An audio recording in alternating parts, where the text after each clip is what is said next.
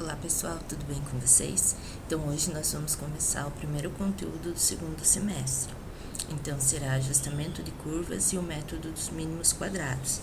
Então recapitulando, no primeiro semestre nós estudamos métodos quantitativos. Eu expliquei que é a parte da matemática, que é a chamada estatística, que trata da coleta, organização e apresentação dos resultados de uma pesquisa, ou seja, nós verificamos como que é feita essa pesquisa, que pode ser qualitativa ou quantitativa. No caso de quantitativa, nós vimos como fazer a apresentação por meio de tabelas, gráficos e ainda como resumir esse conjunto de dados em uma única medida. Para isso, nós usamos as medidas de tendência central, média, moda mediana ou uma separatriz no caso da distribuição assimétrica. E por último, nós vimos as medidas de dispersão, que informam o quanto essa medida de tendência central resume bem o conjunto, porque no caso de um conjunto disperso não tem sentido encontrar uma única medida que represente. Agora nós vamos estudar uma pesquisa de duas variáveis, x e y, e verificar se existe alguma relação entre elas e como estabelecer essa relação de uma forma algébrica. Ou seja, por exemplo, eu pesquiso peso e altura, e eu verifico que a pessoa de maior peso também tem a maior altura. Aí eu quero estabelecer uma fórmula que relacione entre peso e altura, ou seja, como que eu descubro a altura dado o peso, ou o contrário, como que eu descubro o peso dado a altura. Então, é isso que nós vamos estudar agora. Então, o que seria o ajustamento de curvas? Então, sempre que nós desejamos estudar determinada variável em função de outra, fazemos uma análise de regressão. Então, é comum nos exercícios aparecer, faça análise de regressão. O que seria essa análise de regressão? É o ajustamento da curva, porque como nós temos duas variáveis, nós podemos construir um gráfico dessas duas variáveis. E aí nós podemos ajustar todas elas em uma única linha, e aí descobrir a equação dessa linha, dessa função, que é o que nós veremos agora. Então, um método para isso é o chamado método dos mínimos quadrados, que seria, por que ele tem esse nome mínimos quadrados? Que eu procuro a menor distância, a menor soma das distâncias ao quadrado entre o ponto ajustado e o ponto real. Então, para ficar mais fácil de entender, imagine uma pesquisa com esses valores aqui. Então, eu vou construir o gráfico lá, vou marcar para 5, ficou 6, marcou pontinho lá, para 8, 9, vai marcando os pontinhos. Então, observe que esses pontinhos estão mais ou menos alinhados aqui em uma reta. Eu poderia passar uma reta por aqui que se ajustasse a eles e achar a equação dessa reta. Que aí a equação dessa reta poderia fornecer os valores de y dados de x. Só que aí vocês podem me perguntar, mas qual que seria a melhor reta? Seria a que passa pela maior quantidade de pontos, a que passa mais aqui pelo meio?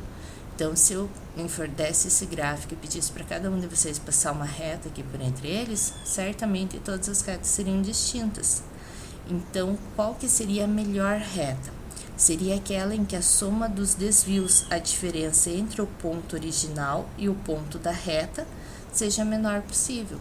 Como se eu passar uma reta aqui pelo meio, a diferença entre o ponto que está acima da reta fica positivo, e a distância do ponto que está abaixo da reta até a reta fica negativa. Então, se eu simplesmente somar, vai dar zero, como lá no desvio padrão, lembra quando nós estudamos a variância? Então, o que nós consideramos? A soma desses desvios ao quadrado. Por isso que é chamado método dos mínimos quadrados, porque eu procuro a menor soma possível. Então, a melhor reta é aquela que tem a menor soma. Então, como que nós fazemos isso? Primeiramente, dado um conjunto de dados, duas variáveis, eu construo esse gráfico, que é chamado de diagrama de dispersão. Vou marcando os pontos, por exemplo, aqui o ponto 2 e 2, o ponto 3 e 4, o ponto 5 e 6, foram marcados todos os pontos no plano cartesiano, x e y. Aí, o que nós fazemos? Nós verificamos se esses pontos, eu posso imaginar uma reta entre eles. Por exemplo, se eles estivessem todos espalhados, não teria sentido esse estudo. Depois de verificar isso, se eu conseguir identificar uma reta que passa por entre eles, o objetivo é achar a equação dessa reta. Lembre-se, como que é a equação de uma reta? Ax mais b. O a é o coeficiente angular, que vai dar a inclinação, e o b é o linear, que dá a altura por onde essa reta está cortando o eixo. Aí o objetivo é descobrir qual o valor desse A e do B. Como que eu farei isso? Então, existe um método, que é esse chamado método dos mínimos quadrados, que eu tenho essas duas fórmulas para identificar o A e o B.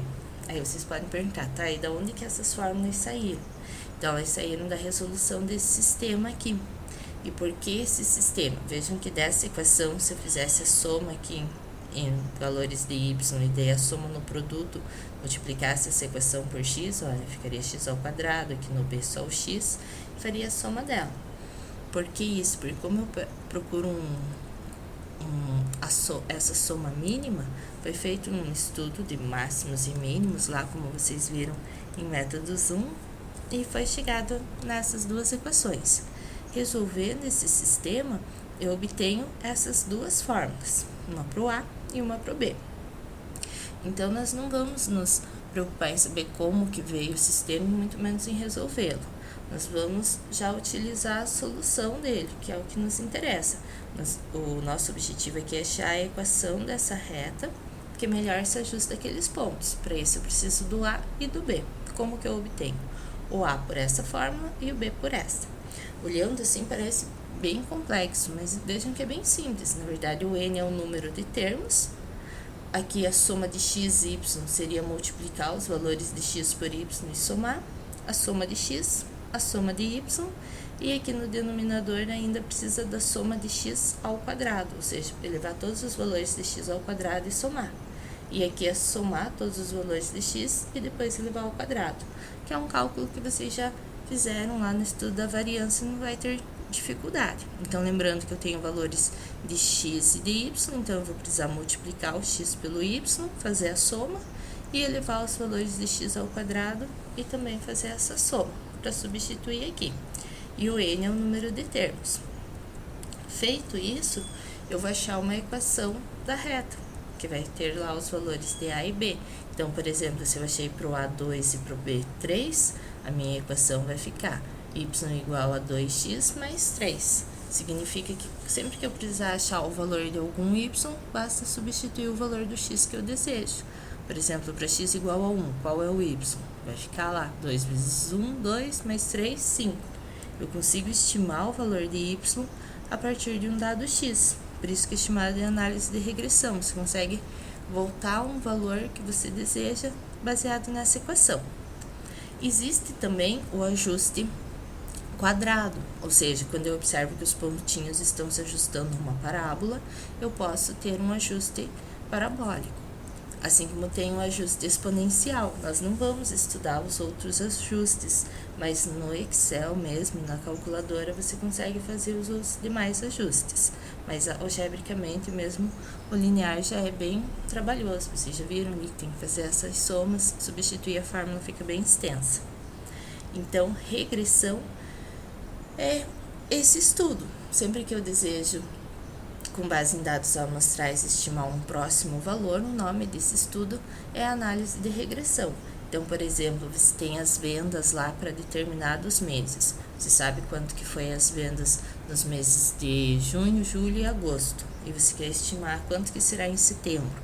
O que você faz? Você vai precisar, você tem o valor, seja x, y e z, x1, x2 e x3, os valores, os meses lá, junho, julho e agosto, 1, 2, 3, e os y, os valores das vendas nesses determinados meses. Aí você quer descobrir para um próximo, aí vai precisar fazer esse estudo que é chamado de regressão. Nós vamos estudar a correlação linear, ou seja, quando os pontinhos estão se ajustando a uma reta. Mas como nós vimos, pode ser que ele se ajuste a uma parábola ou uma curva exponencial, que também é possível fazer esse ajuste. No caso de uma reta, o que nós temos que considerar? Se eu construo lá o diagrama de dispersão, vou marcando os pontinhos, e eles têm esse formato, que eu consigo pensar em uma reta passando aqui por entre eles, nós dizemos que a correlação linear é positiva, ou seja, o valor do A, o coeficiente angular, será positivo porque a reta é crescente. Caso eu observe que os pontinhos estão de forma decrescente, organizados dessa maneira aqui, eu coloco lá o primeiro valor de x é 1, o y lá é 10. Depois para o x2 é 8, ele vai diminuindo, nós temos uma correlação linear negativa. Linear porque o ponto está se ajustando a uma reta, contudo, de forma negativa. Então, o valor do A, que eu vou calcular, que é o coeficiente angular, ficará negativo. E se eu faço o diagrama de dispersão e observo que os pontos estão todos esparramados, aí não tem sentido nenhum fazer o estudo de achar o A e o B, porque não tem sentido achar a equação de uma reta que passa por entre esses pontos. Eu até posso achar a equação, mas ela não vai representar o conjunto.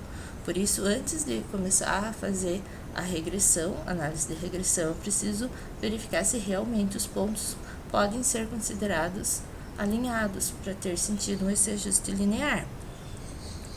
Então, como que eu posso fazer? Calcular esse coeficiente de correlação linear.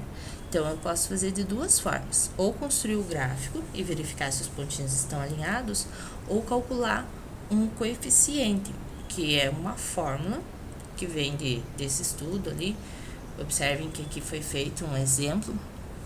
Na próxima aula eu vou detalhar melhor quando nós fizermos o cálculo, mas aqui tem toda uma explicação de como surgiu a fórmula. Então, foi considerado nesse diagrama de dispersão, considerado uma mudança de eixo para que eu tenha valores positivos, valores negativos, feita essa diferença para que os valores não ficassem muito elevados. E aí, observe que foi feita uma mudança de variável. Eu tinha x, eu fiquei com uma variável z para ter valores menores, como nós vimos lá no cálculo da média, lembram? Que tinha aquele método simplificado, só para eu conseguir valores mais fáceis de calcular. Porque aqui os valores ficam elevados, para eu calcular, se de repente eu estou em uma prova, não tenho calculadora, fica difícil, eu consigo fazer essa mudança de variável e ter valores mais simples. Mas nós veremos isso na próxima aula, eu detalho melhor. Hoje, o objetivo é que vocês entendam que nós temos essa fórmula aqui, conhecida como coeficiente de correlação linear, e essa fórmula, ele indica quais são os valores, indica se os valores estão ordenados, se caso eu construísse o gráfico, se eles estão ordenados de forma linear. Então, sempre que eu calcular essa fórmula aqui, que eu venho daquela definição lá de fazer as diferenças, todas elas, mas nós vamos utilizar mesmo essa daqui, a soma do x e y, multiplicar o x pelo y, vezes o n multiplicado pelo xy, e embaixo a soma do x ao quadrado, o n, número de termos, vezes o x ao quadrado. Nós vamos utilizar essa fórmula. Sempre que eu utilizar essa fórmula, vai dar um número entre menos 1 e 1. Então, nunca vou calcular aqui, vai dar 3,7, por exemplo. Não, sempre um número entre menos 1 e 1, por exemplo, 0,7. O que isso significa? Se o valor ficar negativo, significa que os pontinhos estão, caso eu fizesse o gráfico, estariam de forma decrescente. Se ficar positivo, maior que 0, menor que 1, vai indicar que se eu tivesse feito o diagrama de dispersão, os pontinhos ficariam organizados de forma crescente. E se der 0, significa um número próximo de 0, indica que os pontos não estão organizados, estão dispersos. Então, essa fórmula aqui eu coloquei ela novamente, já com a notação que nós utilizamos, é que vocês vão utilizar bastante. Ela é chamada de coeficiente de correlação de Pearson. Então, o que eu preciso nela? A soma do xy, que é multiplicar o x pelo y, lá, lembrando que eu tenho as duas variáveis, soma do x, a soma do y e a soma do x ao quadrado, levar todos os valores ao quadrado e aqui é todos os valores y ao quadrado. Aí, depois que eu calculo esse coeficiente de correlação, por exemplo, ele deu um valor próximo de 1, então indica que se eu tivesse feito o gráfico, os pontinhos estão alinhados. Então, tem sentido eu achar a equação de regressão, aquele y igual a x mais b, achar os valores de a e b. Depois que eu fiz isso, eu tenho que verificar se essa reta que eu descobri, ela fornece uma boa estimativa, ou seja, se de repente eu tenho lá vendas para determinados meses e eu quero estimar para um mês que eu não conheço, será que essa estimativa que eu fiz foi boa? Eu posso calcular o erro padrão dessa estimativa, por meio desta fórmula aqui. Seria como se fosse a variância, o desvio padrão, vejam que é a mesma fórmula, o valor menos o valor estimado, média dos desvios quadrados. Só que como essa fórmula aqui, o y estimado, é a fórmula da estimativa, y igual a x mais b, eu já posso substituir na fórmula e ter uma forma reduzida. Embora essa fórmula pareça menor que essa, aqui é mais fácil, que eu não preciso achar a equação da reta e substituir todos os pontos, fazer todas as diferenças, elevar ao quadrado, que isso daria um algoritmo muito grande. Então, basta eu somar os valores de y ao quadrado, os de y do produto xy, multiplicar pelos valores encontrados de a e b, fazer a diferença, extrair a raiz, eu vou ter um erro. Se esse erro for próximo de zero, significa que houve uma boa estimativa.